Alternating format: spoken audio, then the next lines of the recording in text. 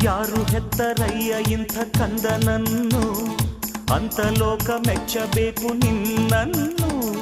ನಮ್ಮ ಆಶಾ ಗೋಪುರದ ಕಲಶವಾಗು, ವಿದ್ಯೆ ಎಂಬ ಖಡ್ಗವೊಂದು ತಂದೆ ಕೊಡುಗೆ, ವಿನಯವೆಂಬ ಅಸ್ತ್ರವೊಂದು ತಾಯ ಕೊಡುಗೆ. ದ್ರೋಹಿ ಎಂಬ ಪಟ್ಟದಿಂದ ದೂರವಾಗು, ಕೋಪವೇ ಹಿಂಸೆಗೆ ಕಾರಣ, ಸಹನೆಯೇ ಬಾಳಿಗೆ ಭೂಷಣ. ಆವೇಶವನ್ನು ಜಯಿಸು, ಓಂ ಸಹನಾ ಭವತು ಜಪಿಸು. ಓ ಮೈ ಸನ್,